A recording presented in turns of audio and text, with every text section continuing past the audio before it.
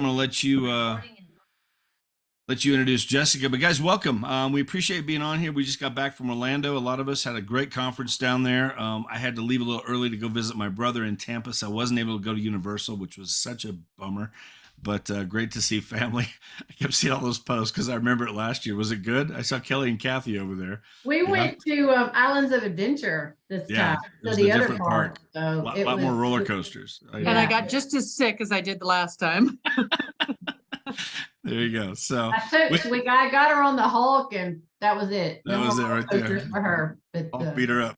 yeah, So, but good yeah, stuff. it was Well, great. it was a great conference. It was great seeing everybody down there. Really, really good stuff. So anyway, good to be back. And if you're visiting with us, if you're a guest on here, not with EXP, again, this is open to all agents, all companies. We do this every Tuesday morning, 11 a.m. Pacific, 8 a.m. or 11 a.m. Eastern, 8 a.m. Pacific.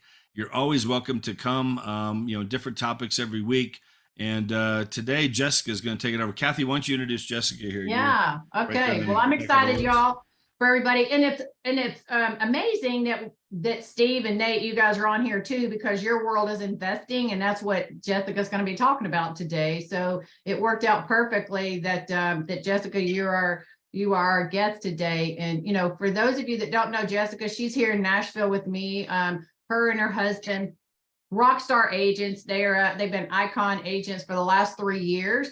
But beyond that, and one of Jessica's passion is to help ladies and girls, but no offense to you gentlemen, but she was a single woman when she bought her first property, and she has very much a passion to show women how to go out and buy real estate. Obviously, they work with everybody. But so she has built an amazing business around that. She herself, you do mostly, if not all, short-term rentals, right, Jess? We have short terms. We've got 2 midterms. So we have a total of 15 altogether. We own 10 of the 10 that we have. 8 of those are short term, 2 of them are midterms, and we are about to go under contract for a long term. All right. And then y'all do some arbitrage too, right? On some of them. Yeah, technically it's management, but yeah, 3 of them are arbitrage style. So yeah. Well, so to that point, Jess is very well versed in investing. They have a lot of doors, like she just mentioned. And she educates herself. And she, has a lot of tools and tips and tricks, and she's going to share that today, how to maximize your investment, for you and your clients. And so Jess, I'm going to turn it over to you. I am grateful that you're here, grateful to be partnered with you. And I'm excited for you to share with everybody. All right. Well, thank you guys for having me. It's kind of a dream come true, I guess, a dream that I didn't know I had.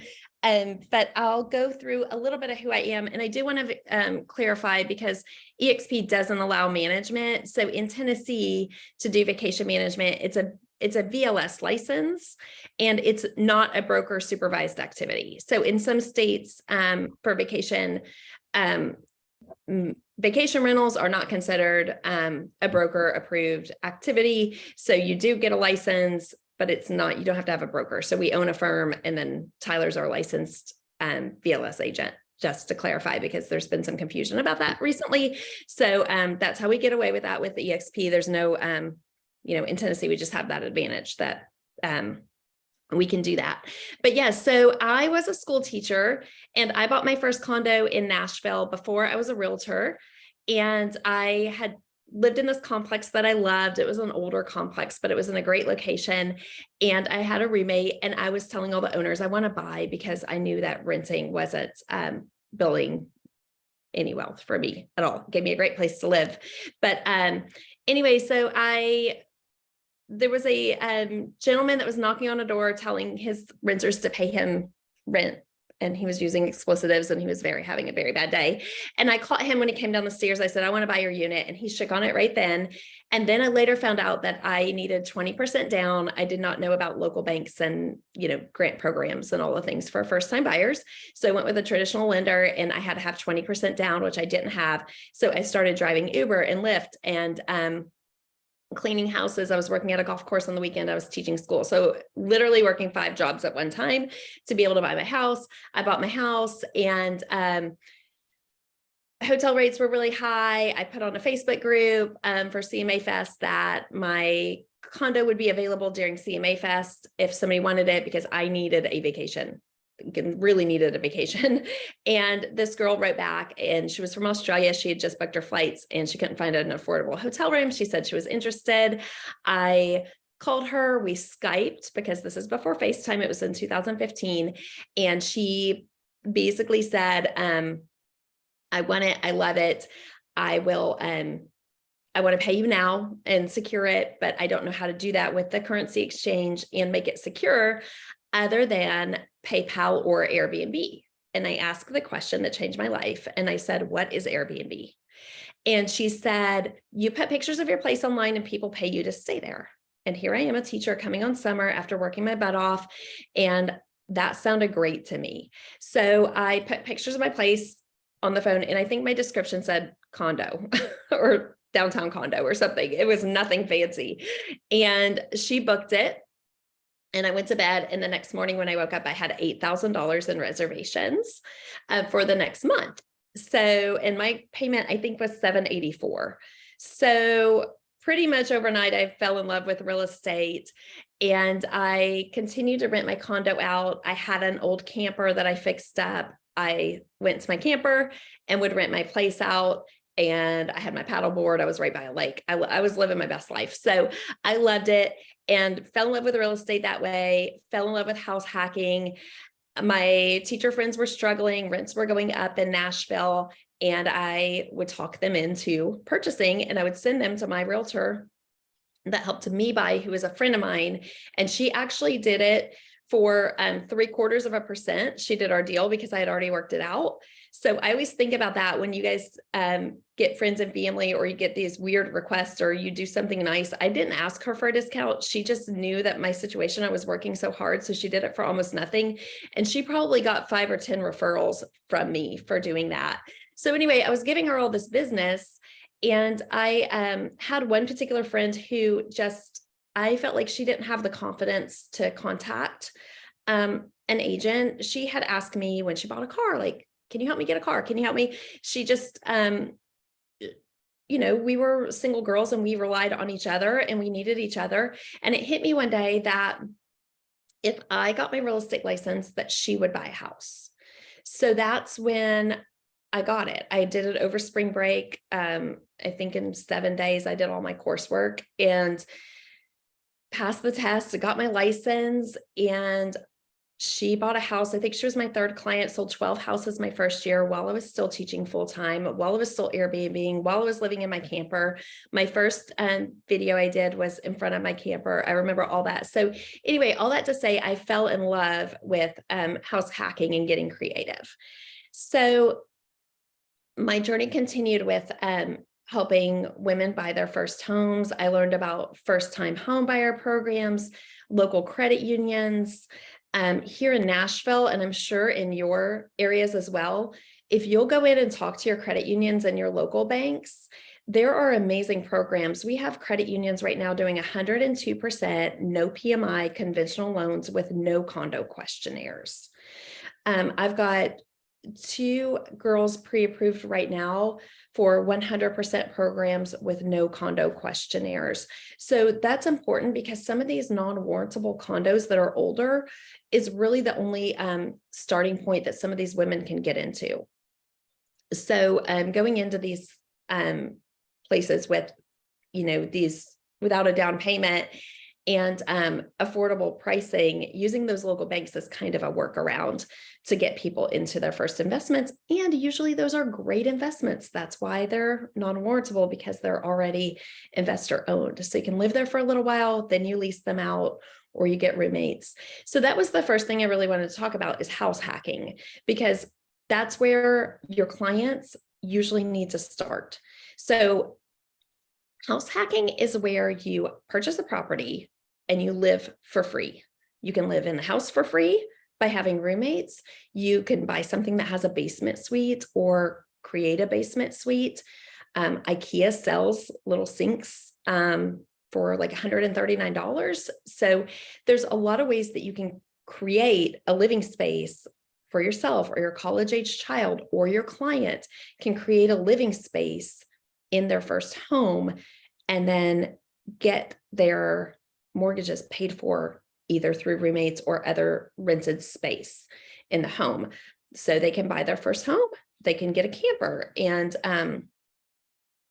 stay in the campground I was at was awesome. It was, it's now a Margaritaville. So it was on the lake. I had a little golf cart. I had my paddleboard, like I said. So I would stay there and rent my house out to travel nurses and things like that after I got caught by my HOA, because I made $16,000 and then my HOA told me I couldn't do it, which I didn't know better. I was a teacher that I had no idea about most things real estate at that time. So anyway, eventually I got on the board of our HOA and we voted 33-1 to allow short term. So that's where most of my properties are. Yes, I see some celebrating out there. It was pretty cool. Because I had other owners that were like, how much did you make? You need to get on the board. And I was like, what's a board? What do I do? And so I'm still on the board. Sometimes it's better than others. But anyway, it was great for our community and obviously our life. So house hacking, I think, is really important. So you can do that with roommates. Also for your college students, I'm just now realizing how valuable the college environment is. If you have friends that have kids going to college in your area, have them post something about you in a natural way on these parent groups, because once one parent, you're that realtor for that parent, they all talk, especially right now. Probably next week is going to be your prime week for that. So if you have universities in your town and parents who have children at that university, talk to those parents now and say, hey, have you thought about just buying a house and your child could live in one room and you rent the other rooms out? Then your child is living for free during college, and those parents are going to recommend you to all the other parents. So that's, I've got like 4 of those going on right now. So I'm on a list at Belmont. I don't know how I got there, but I'll take it. I've had several parents say that I was on their preferred list. And like I said, I don't know if that's a parent Facebook group or what, because nobody has ever mentioned that to me. So anyway, that's a really great way for a parent to, like I said, put their kid in school for free. It's a great way for the kid to get interested in real estate. And those are great investments as well, usually by college universities. They can either sell them this time of year when parents are thinking about where their kids are going to go next year and their kids are graduating, or they can hang on to it for a long-term hold. And around college campuses, they don't have to be fancy. They just need to be clean. So you're not remodeling kitchens and bathrooms and things like that. For your first investment, you don't have to be patient. So if somebody's going to house hack, I always say you don't have to be patient for that. If they're pre-qualified, find them something that will work. And I feel very differently about short terms and midterms in that respect, but we'll talk about that in a minute. You can also use your first investment, as you all know, to have leverage for your next investments. I always tell everybody your first one's the hardest, and then it gets easier after that. Also, for married couples or young couples, if they can just do one person on the loan, I encourage that, because then you have another person that can do another first-time buyer program. And eventually, if you grow quickly like we did, you're going to run out of mortgages. So I have one more that I can get, but Tyler's only on 3 of ours, I think. And looking back, we wouldn't have put him on any, so we could each have 10. But we also do some portfolio stuff, so we'll be able to continue to grow. Let's see here. You can also make it fun on your social media. So like guys and girls are competitive. So I'm like, all right, girls, I'm here for you. But guys, we closed 4 for the guys this year. What girls need to buy a house in the next month or 2. And you'll get some interaction that way too. Some people that are interested in learning. So have fun with it on your social media, be very forthcoming, and be very honest on your social media about your own journey. I have a really fun story about a condo. I'll just tell it now, that I got in Florida. So I was a realtor for a year, and I did my first deal with Jay Nelson, and I did my 12th deal with Kathy Carter, who brought me over. She's like, I take everybody I close a deal with to coffee. And I was like, that is so nice. And so she took me to coffee, and I left pretty much an EXP agent, and she invited me to shareholder in Vegas. And that would have been in 2018. And I think she and Jay had a house or something, and Gloria Exum was there. So Gloria and I had met each other there. We had a blast. And about 8 months later, Gloria called me and said, hey, you told me about creative financing, and if I ever had a chance for you in Florida to let you know, and I have one. And I said, I'm not getting anything out of state. I don't think I said that. She said, yes, you did.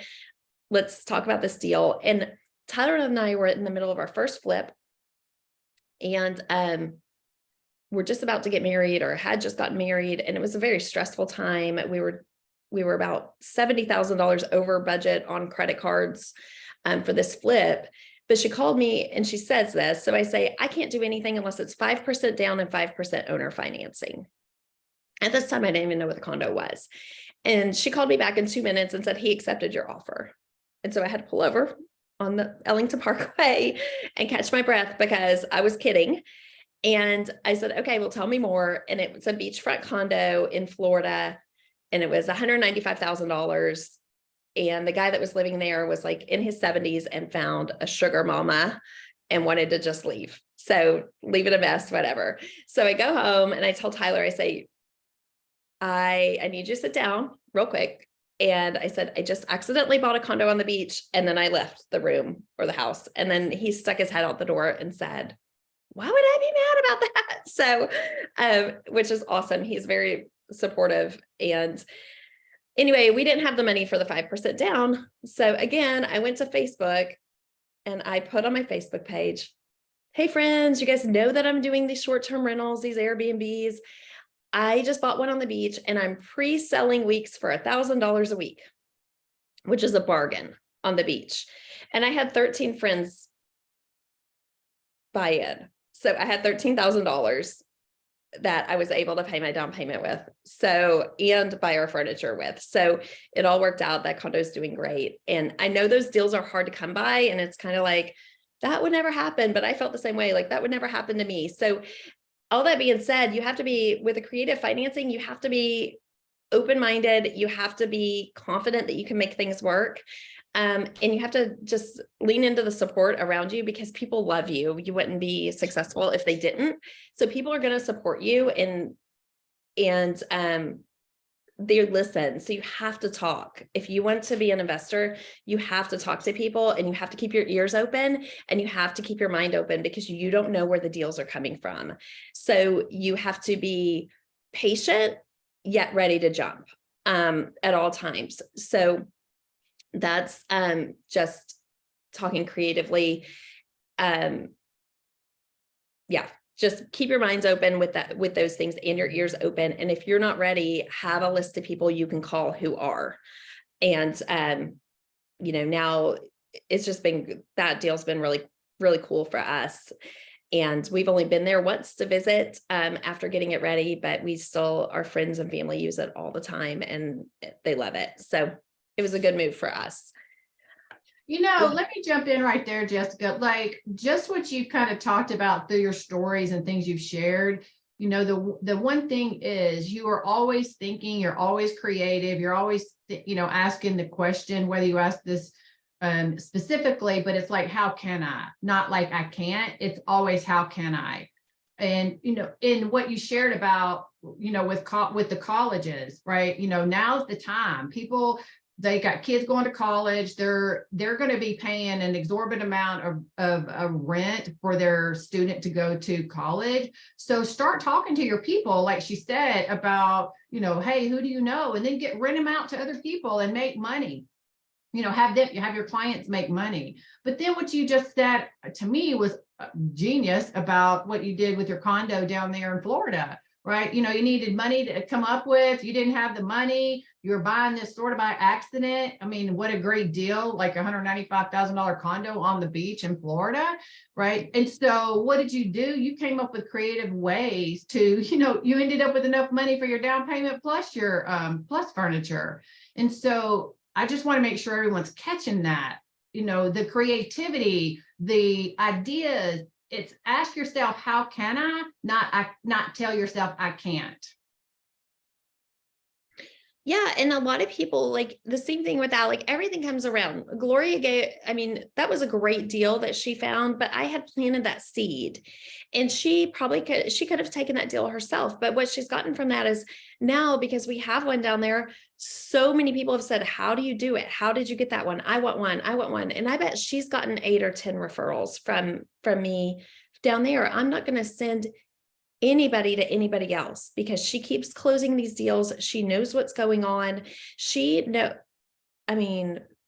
every floor plan in every building down there, I swear. And she knows who's about to move and she knows everything about everybody down there. And so anyway, that too will help you as an investor. If she ever did want to buy a property, she's going to know, what they're making and all of that too. So just in the professional world too, just stay plugged in. And I'm going to talk more about that, but it is a lot of just having an open mind and having confidence in yourself, and knowing that, one of the things that helps me the most is my dad told me, I did have a condo that I purchased in college. My dad my dad signed for me because I was a cart girl and I couldn't prove my income. And my dad signed for a property for me. And it was in 2005. And then the big market crashed, and I called him and I was like, Dad, you always told me if I bought real estate, it would be fine. And now I've lost all this money. And, my friends are losing their houses, all these things. And my dad said, just hold on to it. He said, historically, real estate always goes up. He said, you have not lost anything. He said, you're only going to lose if you sell it.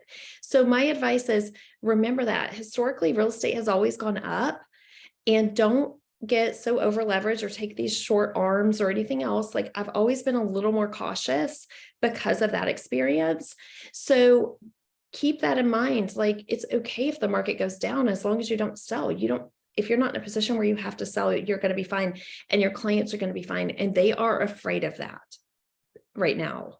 People are afraid of what happened in 2008. So if you just assure them that the loans are different now, the market is different now, there's no inventory, all of these things, you want to keep that confidence up in yourself, but also in your clients, to help them, purchase.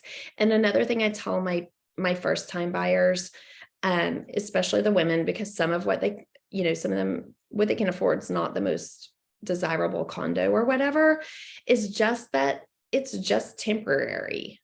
You buy it for 2 years, you live in it for a year, 2 years, and then it becomes your investment that helps you qualify for the next one.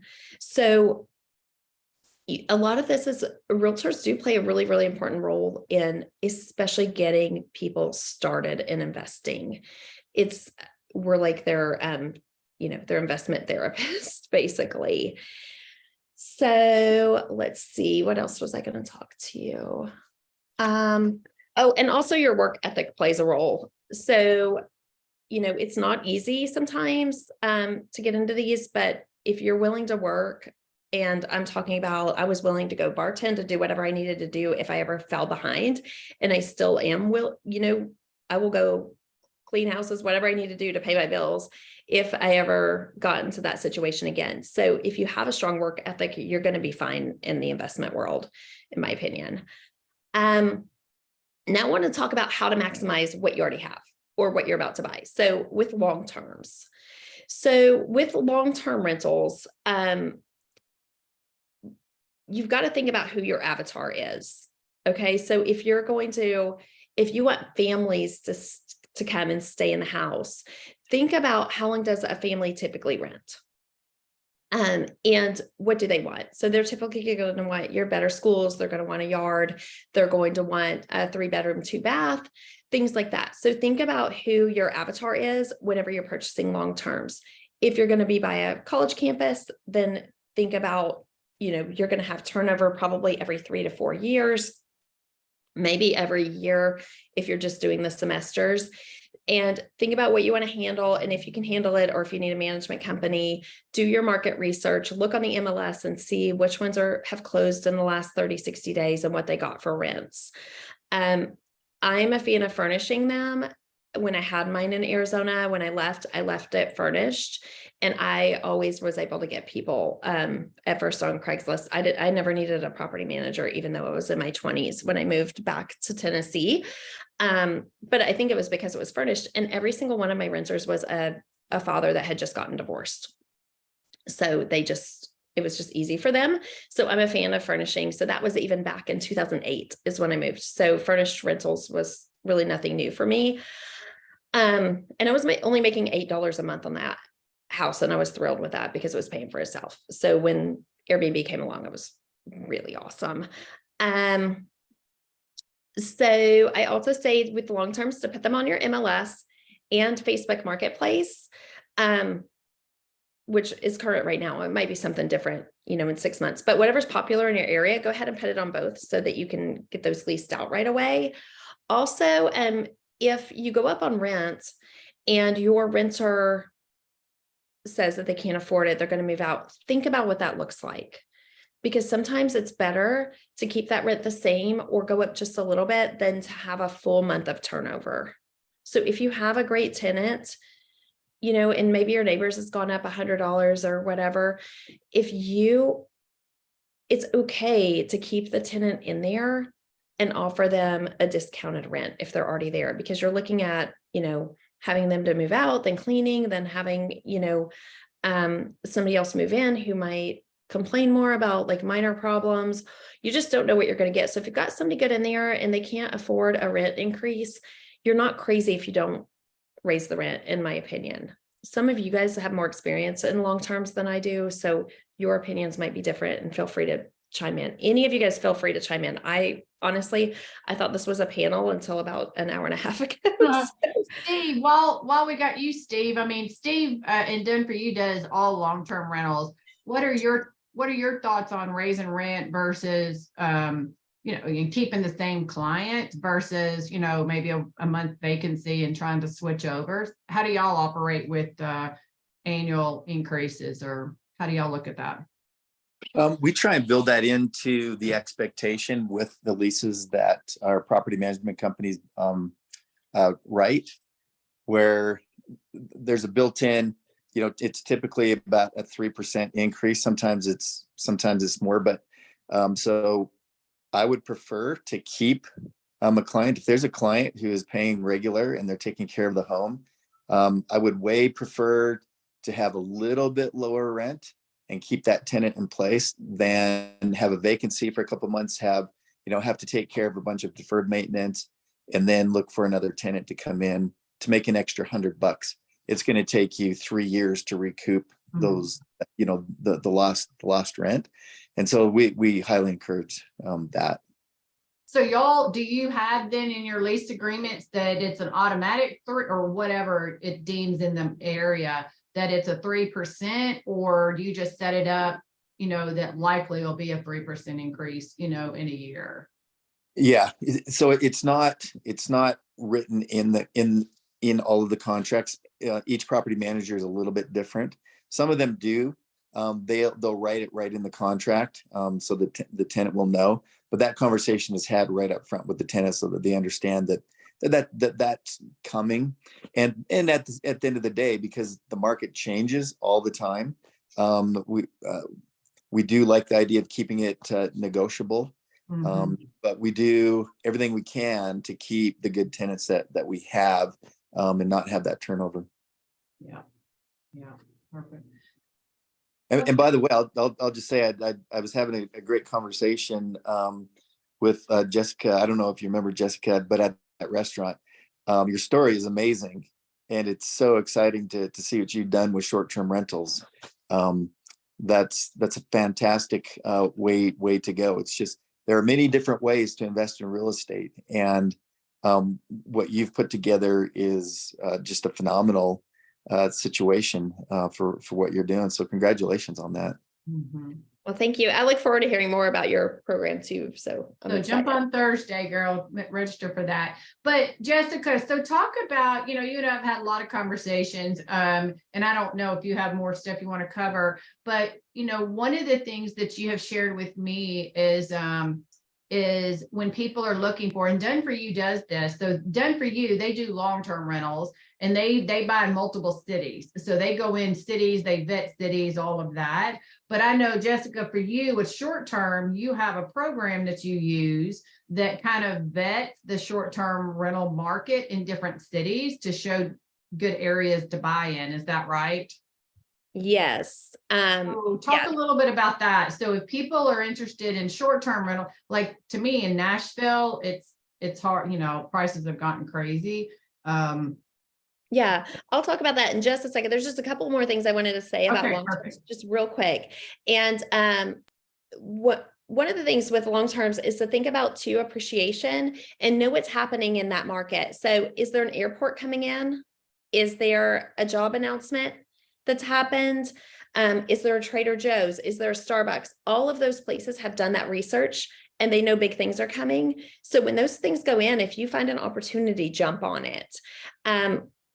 And then maybe change your avatar for a little while. Okay. A group of guys is going to feel differently about certain places than, a family with young children. So do the schools, if the schools aren't great right now, or you think they're improving and you think that appreciation is coming, then change your avatar for a minute and then change it back. We painted one of our places all pink, and we probably shouldn't have done that. We probably should have gone with like the Outlaws and done like Johnny Cash and things like that, because we're seeing in the reviews things that that women care about that maybe men don't. Like, I don't, just think about who your avatar is.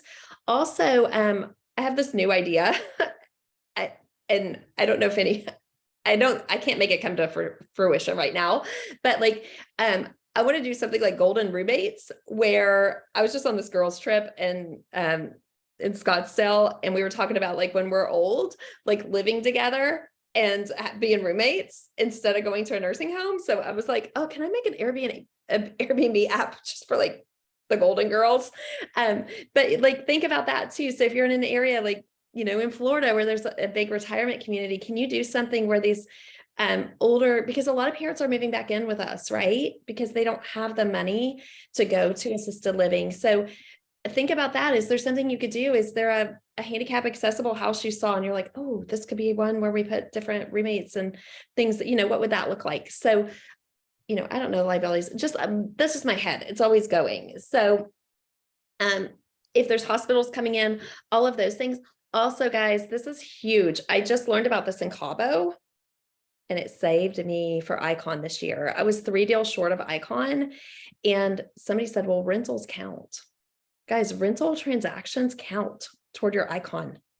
So I'm not saying beat the system with it, but I'm saying if you have rentals, use those rental contracts, pay yourself a commission, and process it through SkySlope, and that can help you achieve Icon. So that's another income stream. And then the tax savings are also awesome. So that's all my stuff that I had on long terms. One other thing I learned is if somebody's starting to struggle, Jessica, I lost my job, whatever it is, see what you can do to help them before they get in trouble with the rent. Okay. What do you guys need to do? Do you guys need to downsize? How often is it that somebody needs to downsize a house that they own because they lost their job? You can help them downsize the rental. Let them cut their lease short. Tell them that if they leave it clean, you have to check with your state laws, guys. You've got to work with us and talk to your attorney too. But there's been situations where when I did have a long term, where my renter lost his job and I helped him and gave him enough money to go pay a deposit on a place that was less expensive. So he went from a house to a really small condo with rents that were less expensive, and he got a free month. They were doing one free month, and that was enough for him to get settled with his new job and move on. And he never missed his rent. But because we worked together, so the deal was, you leave it clean, I will help you. I will, I didn't pay him to leave. I helped him move to the next step. And that could have turned into a really bad situation where he didn't pay for 2 months. And then I had the eviction, and then I had a messy house, and then I had stolen things, like all of those things. So think about that. And it sounds kind of strange, but think about the situation of your tenants. If they get into trouble and they let you know that they're in trouble with the rent, try to be proactive instead of having to be reactive and being like, you need to borrow it from somebody, or you owe me, or I'll take you to court, or whatever. With the threats, just try to work with them. And sometimes it's that they move back in with their parents or whatever.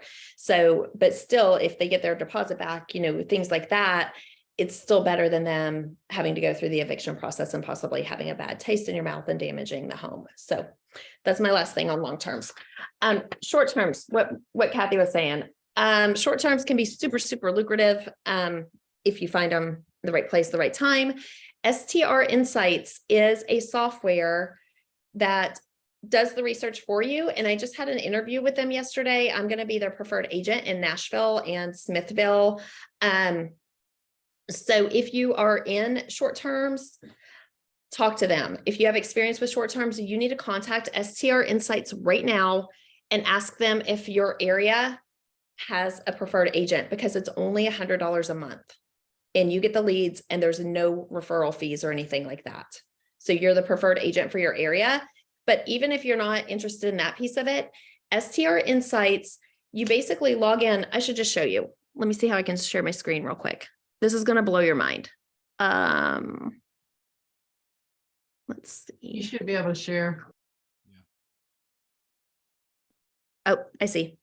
Share screen. There's no telling what's on my background, so just bear with me. Okay. I mean, nothing terrible, but that sounded a lot worse than what it is. It's just a mess. That's what I meant. Let's see here. Oh, my daughter's home. Sorry. Let's see. File. I get to. Oh my gosh, guys, I'm so sorry. It's not opening. Crap. Oh yeah, it is. It's here. I see it. I promise this is going to be worth it. And move. Here we go. STR Insights. There you go. We Okay, so you log in. Oh, how do I make this go away? You sign in. Can you guys see it? Yeah, we're good. Okay, great. So basically, if you look here, it gives you all the places you should buy right now and what the ROI is. So your return on investment. Okay, so it's like AirDNA, but it's nationwide. And keep in mind that some of this is highly restricted areas. So the highly restricted areas typically have the higher ROI. Okay, because people got in early, or there's not very many of them, and so they're doing crazy good. So you can see, and this changes like every week. So Geneva, Ohio, right now, they're saying that you can buy a house for 108 and the revenue is 56,000 a year. Now, if you click on Geneva, there might only be a couple, 4 or 5 houses. But the point is that all of this data is here, and they also now coach our clients. So the reason they're not paying realtors a commission is because they're hoping that we turn our clients over to STR Insights, and they kind of coach our clients on what to buy, how to buy it, how to figure out the numbers, and then you continue to be their realtor. So, but they coach that. So the way that I use this is like when I'm looking in Nashville, I can put in Nashville here. Search. Here's Nashville, Tennessee. Then you click on it. All right, so here we are in Nashville, and it's showing like where all the rentals are. So basically they have all of our data. So they have all of your Airbnb data, they have all of your VRBO data as far as numbers go. So then you can zoom in on percentage wise. So here there's 665 down in downtown. But if you zoom over to the 5th percentile, then you can zoom in. Let's see here.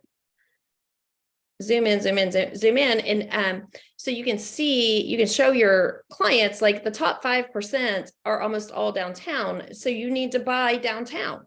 because you're gonna have them saying, well, I want to buy over by the airport because it's, $200,000 cheaper. Well, okay, that's fine, but you're not going to make any money that way. Right here is your data. You can also compare your own properties. So if I look here on these properties here, top 5%, this is where mine are.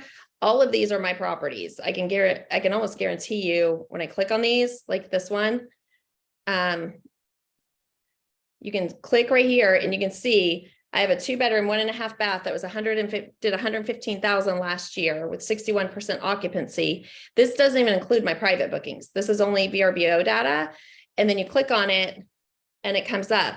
So then, and this is our property. So then you can go in and you can compare properties. Well, if you're not in the top 5 or 10%, you can use that to go in and say, okay, well, what do these have? Do they have murals? Do they have fire pits? Do they have, what colors are they using? Who are they trying to advertise to? Obviously, I'm advertising to bachelorette parties. I like when they pay separate. Then you don't get the complaints about for this price, So that doesn't work, at the lake at our chalet. We love families, but bachelorette parties, they tend to follow the rules. And so we have a Let's Go Girls mural on here. I don't think I'm going to get a group of bachelors, that really want to book this place. They can, and they have before, and that's fine. But I advertise to who I want to advertise to. So anyway, this software is awesome because it can so quickly tell you where you rank. Like this is my neighbors, I think. Oh my gosh, we're like neck and neck. So my neighbor, he's a big influencer. He does all kinds of things. And we're like $50 apart in the last year. So this is his. So his is different than mine, but mine is working too. So it's just really interesting that you can go on and see, like if he was blowing me out of the water, then I would say, okay, well, maybe I need to do more browns. Maybe I need to, do things like that. But it's really good for your clients because you can show your clients where to invest. You can also take it down and it shows you by bedroom. So these numbers here are bedroom counts. So you can see that 1-bedrooms in this area are bringing in 80,000 a year. 2 bedrooms are bringing in 114 and 3 bedrooms are bringing in 106. So if your client is shopping for a 3-bedroom, you show them this and say, why? Why do you want a 3-bedroom when the 2 bedrooms are clearly outperforming the 3 bedrooms? So in Nashville, they don't allow 5 bedrooms. So these numbers, I know this because I'm here. These numbers are void. What these numbers are where people have taken like a 2-bedroom and a 3-bedroom that are next to each other and advertised them together. And it messes up the data because they usually end up booking the 2-bedroom and the 3-bedroom and not the 5-bedroom. So that's why that revenue looks lower, but that's a whole nother conversation. That's just knowing your market. But anyway, STR Insights, super awesome. And then here, do you see where it says right here, interested in representing this market? That's going to be me in a couple days. So there's no preferred realtor here. There's only one per market. So I'm telling you right now, if you understand the short-term rental market in your area, you need to contact STR Insights and be that agent because you're not going to get advertisement like this for $100 a month anywhere. So Jessica, do you recommend, so what are your thoughts for people who aren't as versed in short-term like yourself? Like that first city you brought up was in Ohio. Mm-hmm. So if just say the top 2 or 3, do you recommend that somebody stretch out of their local market for their first short-term rental? Like, your Florida was one of your early ones. But do you recommend like somebody look at the insight here and then they're like, okay, I can buy a lot more house in Ohio. Here's the estimated return on investment. So for somebody, because I would venture to say most of the people on here don't have short-term rentals, or maybe they just have one. So what would be your recommendation for somebody who's looking to get it maybe into that game? Would that be a strategy, or what strategy would you recommend? Yes, so it depends on what my situation is, right? So if I have 1031 monies that I need to do something with, I might come straight here and find a city and call the agent and be like, what's going on there? Like what's, tell me what's happening. Personally, I like having all of mine in Nashville. So one of the things I say about short-term rentals is do not, let me rephrase that. I always ask my clients, are you looking for cash flow? Are you looking for your own ease and vacation, or are you looking for future, like a buy and hold, like future appreciation? Those are the three things you need to know, because I personally, I don't like going to our own properties. I don't enjoy it. I'm critiquing them. I'm fixing them. My husband's fixing them. And that's not usually where you make the most money. However, I like to ski and we like to scuba. So if we found somewhere that we want to go and that's where we want to go scuba, because of the equipment piece of it and the travel pain in the butt and all that, then that I would consider. So I would consider a ski cabin if it made sense, and maybe we just break even and I'm okay with that. Also, another question you can ask them is if they're doing it for status, because some people are, like, there are places that don't make sense to invest in, but people want to have a place there because other people in their neighborhoods have a place, etc. So that's kind of what you need to find out. So would I just choose from that list, not without talking to an agent? That's hang on just a second.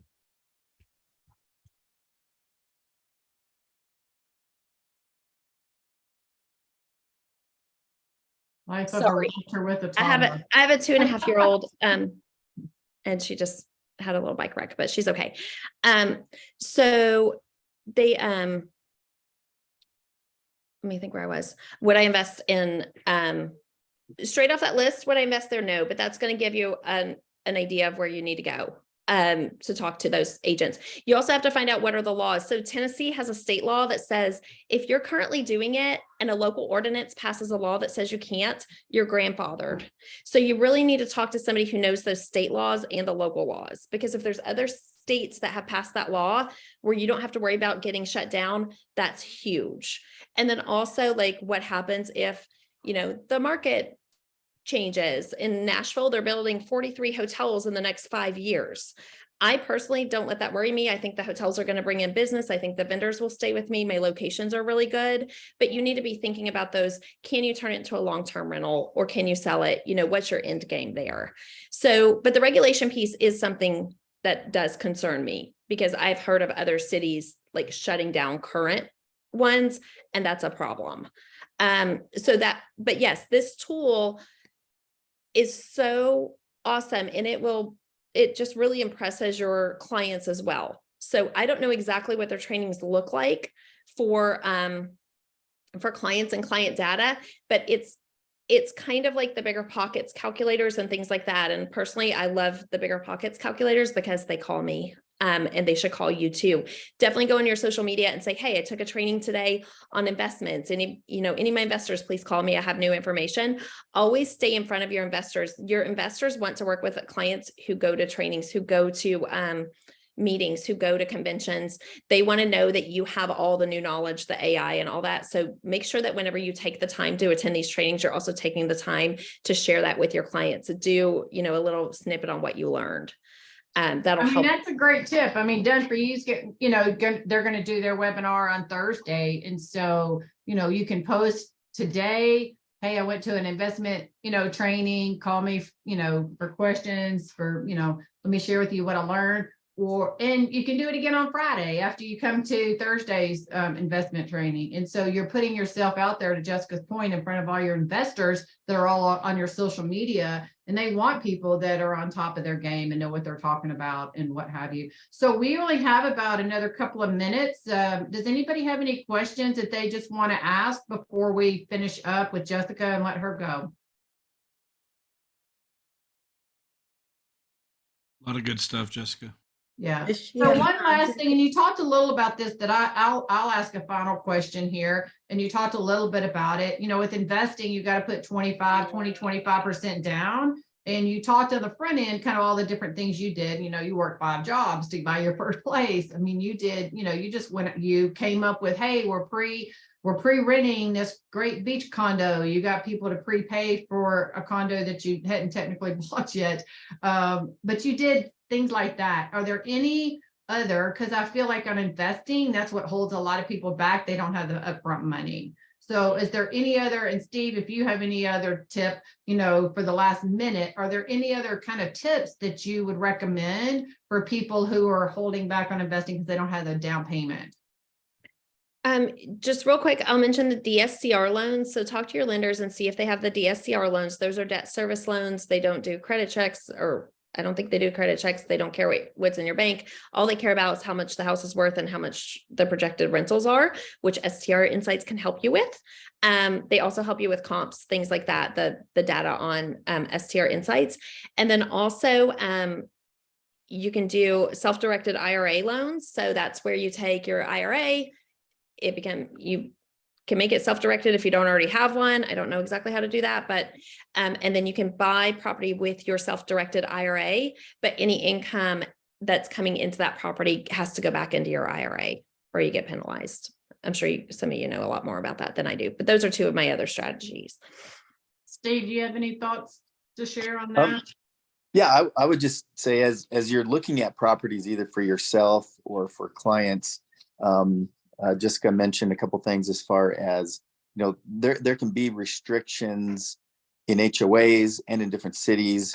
And so you just need to make sure you do your due diligence, whether it's a rental property, a short-term rental, a medium-term rental, or any type of a rental. You just need to make sure that whatever property you're purchasing doesn't have restrictions, because oftentimes HOAs will have, you know, 30-day restrictions, sometimes 6-month restrictions, and sometimes they'll have percentages of properties within the HOA that are allowed to be rentals, even if it's a long-term rental. So you can check CC&Rs. You can oftentimes get that information from title companies. You can get the HOA covenants, and so you just make sure that, you know, you don't find out information like that after you've bought the home, and then you're kind of, you know, stuck. So that's kind of an important thing to consider whenever you're investing in real estate. And that's huge. I literally had an agent about a year and a half ago here. Her son was buying a condo, and for an investment, it was for a long-term rental. They found out the day before, it was a cash deal. They found out the day before closing, it couldn't be rented. So to your point, they didn't do the due diligence. So they had to go through the purchase because they, you know, anyway, they did the right thing. They didn't just back out and let the people sue them. But yeah, that was kind of that's a huge thing. So if you're buying with an HOA, particularly in a condo development, you need to make sure that you can rent that. You don't want that mistake to happen to you, you know, right after closing. That happened to be right before. But Jessica, thank you so much. Real quick, Kathy. Yeah. Hold on. Can you stop sharing your screen, Jessica, just for a second? Oh, sorry. No, you're good. Yeah. You're good. That way we can all see each other a little bit. Let's see here. Just go to the bottom or wherever you're. And we're running a couple of minutes over, so if anybody has to run, we totally understand. I'm so sorry. Pause share. Stop share. If you go down to share screen, I think. Oh, I see. I There see. you go. Okay. Sorry. Sorry. And real quick, and I apologize if I mispronounce your name. Ariwana? Arowana. Yes. Yes. Did you have a question? I saw you started to jump in. Did you have Yeah, I something? just wanted to know if the contact information for Jessica, maybe we could reach out to her. I just had a question or so. Okay, I'm gonna add it to the chat. Okay. Put in the chat, and you can also go, you know, you can always find everybody's contact if you're part of EXP in the Freedom Yeah. Team Workplace group. If you just look up Jessica in Workplace, Okay. and all the stuff is there. And you could also go through Workplace Chat, you know, to message Okay. somebody. You can actually call people through Workplace Chat through your phone, you know, just like Okay. Facebook Messenger. So just know that that's there as well. So Thank you. cool. Anybody else before we wrap it up? Quick reminder, in the Freedom Team Workplace group, you can see the video that we played at the beginning of this. If you missed it and you came in late, we had a lot of people coming in throughout the time here this morning, whatever. Go in there, and there's a quick 3-minute video that Steve and his guys put together at Done For You Real Estate. Great to have them on board with us. There is a done for you real estate group in Workplace that you can join. And then their webinar that they're doing is going to be, again, this Thursday, 2 days from now, 4 p.m. Eastern time, 1 p.m. Pacific time. And they'll start getting things going as far as explaining them how they work and what they do. And I would tell you, jump in there. Okay. We'll bring Steve and his guys on here, probably do some trainings for our group, even maybe do a series of things. He's just loaded with information that'll be so good for all of us here as far as investments and, for ourselves, for our clients, all kinds of stuff we can do, helping other realtors. It's going to be good. So, Kathy, anything else? No, Cool. I think we're good. So you guys just get registered to come on Thursday. Steve and his team has a different approach. Jessica, thank you so much. You gave some valuable insight and tips for everybody. So I appreciate you. Great stuff. Thanks, Jessica. Thanks for having me. Thanks, guys. Have a great day. Thanks. We'll see you soon.